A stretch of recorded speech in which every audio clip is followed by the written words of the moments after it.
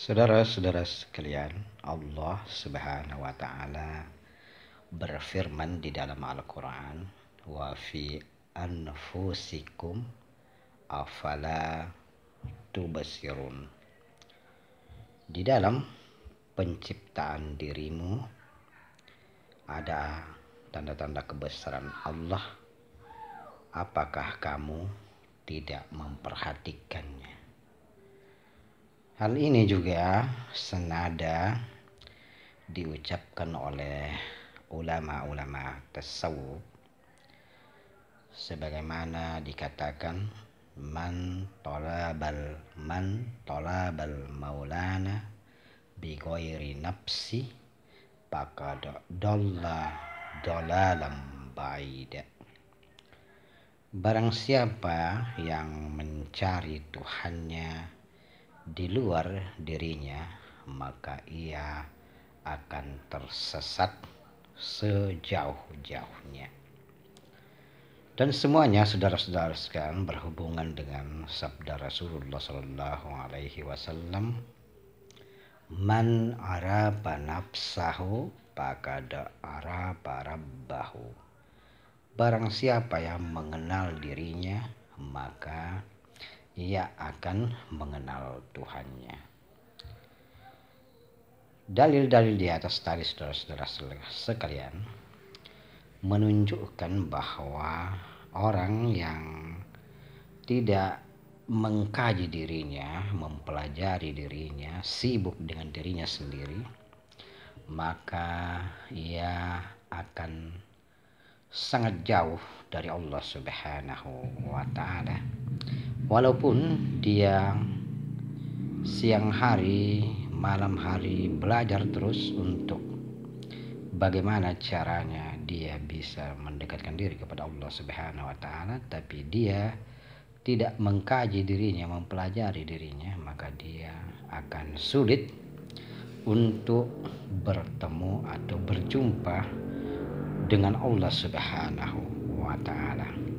Karena saudara-saudara sekalian, kehusyuan itu hanya bisa terjadi atau fana, lenyapnya segala sesuatu itu hanya bisa terjadi apabila kita sibuk dengan diri kita sendiri.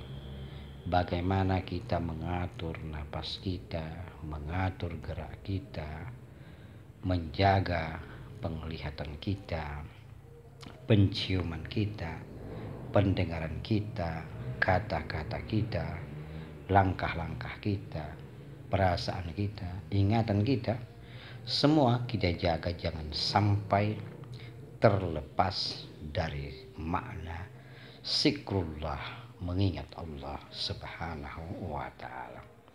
Kita menjaga aliran darah kita, kuku-kuku kita, darah kita, daging kita, tulang kita, semuanya kita jaga jangan sampai bercampur dengan hal-hal yang diharamkan Allah Subhanahu wa taala, jangan sampai menghambat kita untuk senantiasa menjaga zikir kepada Allah Subhanahu wa taala. Jadi saudara-saudara sekalian, orang-orang yang mengatakan dirinya ingin mendekatkan kepada Allah Subhanahu wa taala tapi tidak mengkaji dirinya, tidak sibuk dengan dirinya sendiri, tidak berusaha mengenal dirinya, maka sangatlah ia akan jauh dengan Allah Subhanahu wa taala. Maka dari itu saudara-saudara sekalian, kita sebagai hamba Allah Subhanahu wa taala juga harus memahami bahwa tubuh kita ini adalah induk dari seluruh yang ada di alam dunia ini. Induk. Karena inilah saudara-saudara sekalian, tubuh kita, seluruh yang ada dalam bagian bumi dan langit sudah ada secara hakikat di dalam tubuh kita. Semuanya sudah berkumpul di dalam diri kita. Itulah sebabnya saudara-saudara sekalian, salah satu keutamaan manusia. Karena seluruh yang ada di langit dan di bumi berkumpul dan bersatu, berbaur di dalam tubuh kita manusia.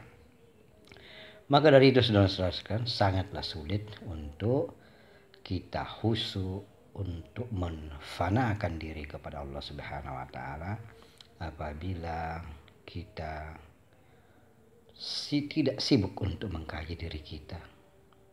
Orang yang sibuk dengan dirinya akan tidak pernah mengurus urusan orang lain. Tidak pernah ada waktu lagi untuk mencari kesalahan orang lain. Tidak pernah lagi dia memikirkan hal-hal yang dapat melupakan dia kepada Allah Subhanahu wa taala. Semua yang ia pikirkan adalah menemukan kebesaran Allah Subhanahu wa taala.